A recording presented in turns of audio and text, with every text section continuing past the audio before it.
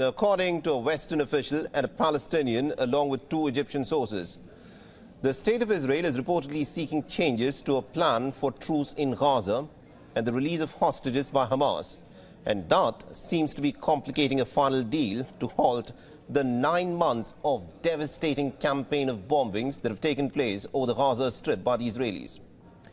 According to the Western officials, Israeli negotiators want a vetting mechanism for the civilians who will be allowed to return to the north of the Gaza Strip, where they fear these civilians could in fact support Hamas. Now, Israel has said that the displaced Palestinians should be screened as they return to the enclave's north when the ceasefire begins.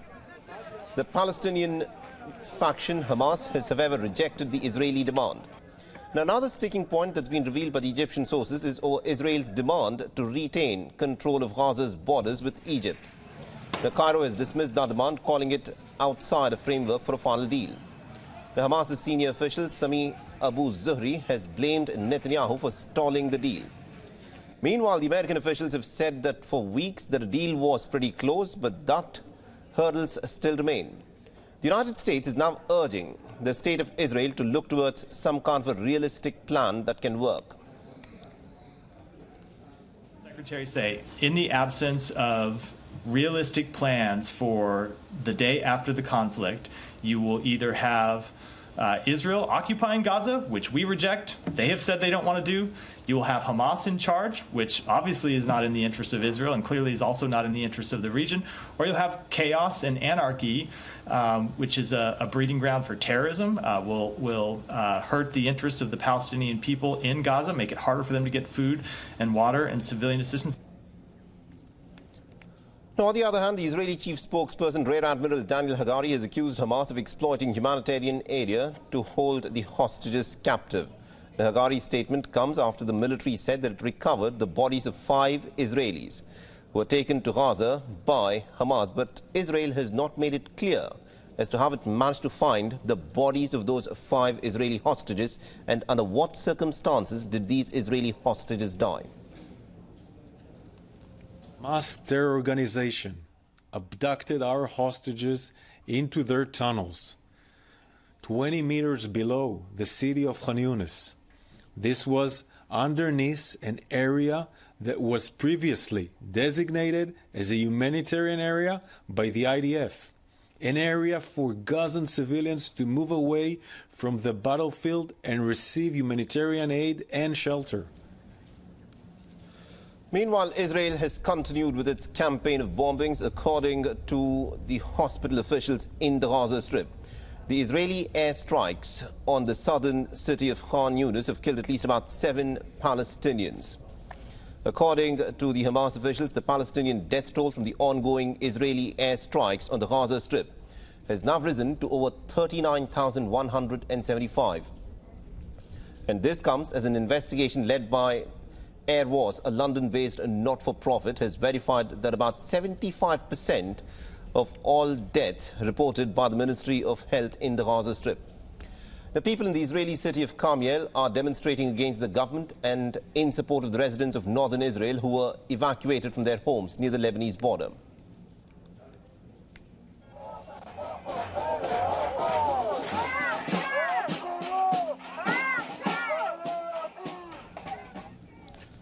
Now, on the other battlefront in Yemen, the Iran-backed Houthi group has threatened a response to the Israeli airstrikes near Yemen's Hodeidah port.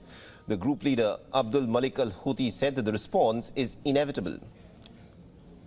Now, earlier this week, Israeli fighter jets had bombed the Houthis near Yemen's Hodeidah port, killing at least 9 people and wounding 87 others.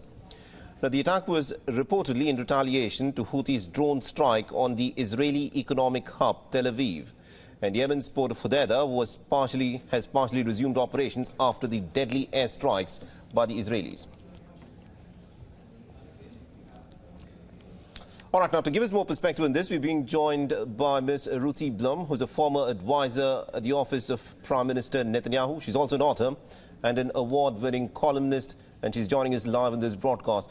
Now, Ms. Blum, this is a pretty critical moment in this war that's now gone on for well over 9 months. But just at this moment, there's also been this Netanyahu's visit to the United States of America. How do you rate his visit to the United States, and what has Netanyahu accomplished there?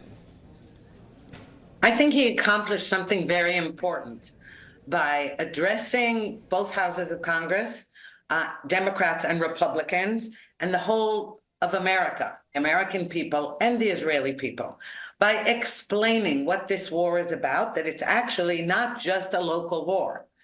It is Iran's war against the West, and Iran has used proxies. Israel is on the front lines of this war, but it's a regional and global one.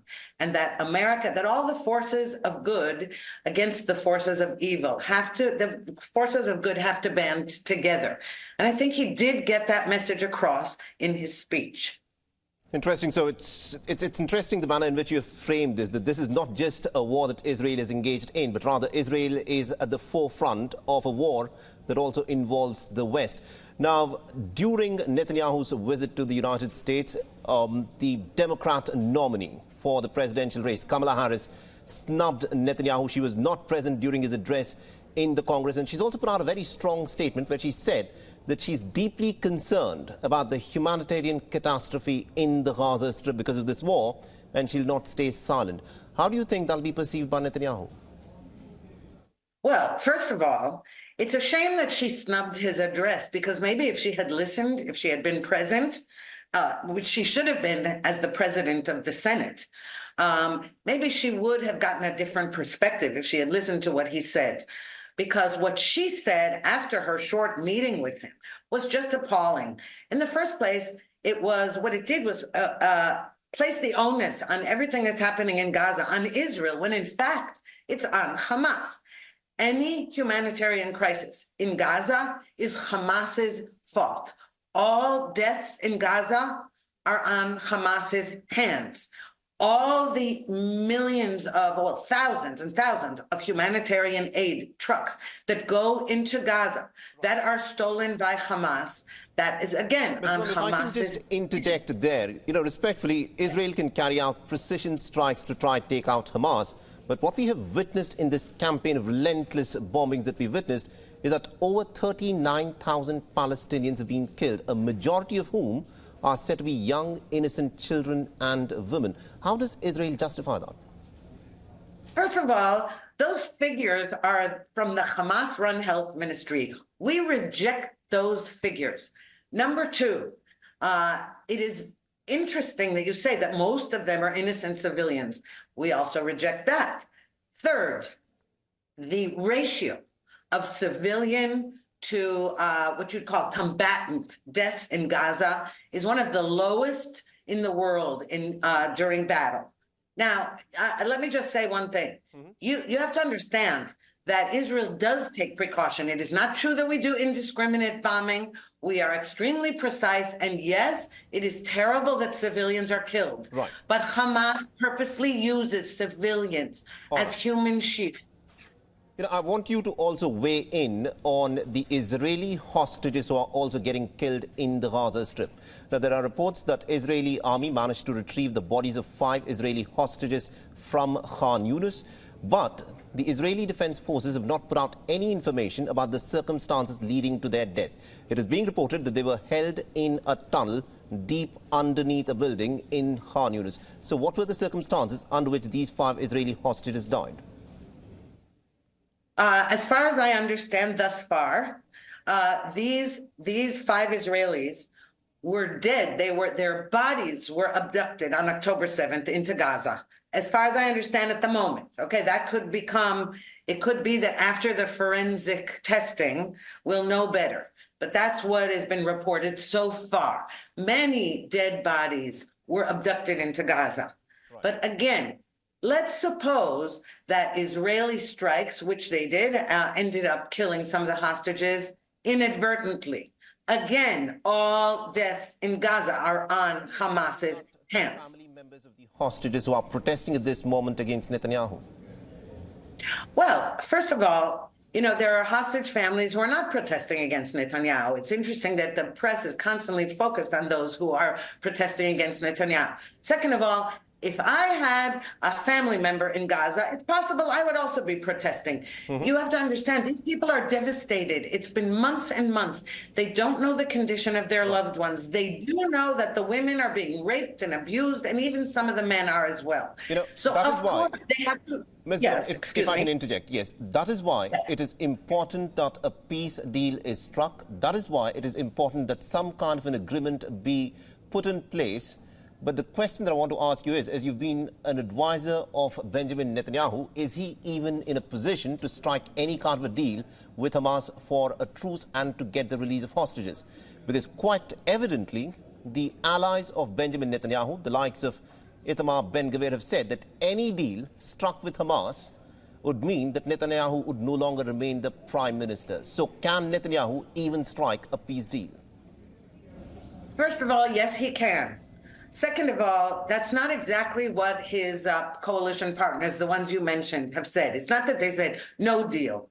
They said a bad deal. And that is also what Netanyahu says. And that is what most of the Israeli public feels as well. Because you see, if you strike a deal that leaves Hamas in power and doesn't return all the hostages, by the way, because Hamas has not agreed to return all the hostages. Hamas is trying to stay in power. It's trying to get the IDF out of Gaza.